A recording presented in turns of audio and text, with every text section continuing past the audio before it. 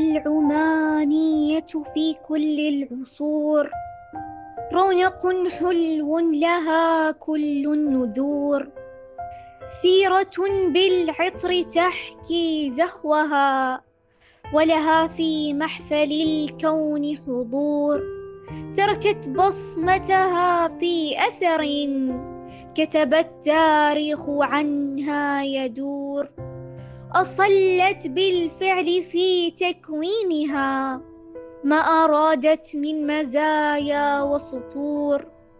قبل قابوس وهذا حالها، فأتى قابوس بالرأي الجسور،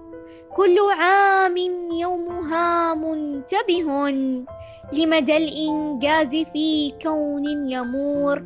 حملت في ذاتها أحلامها وتفانت بين عقل وشعور،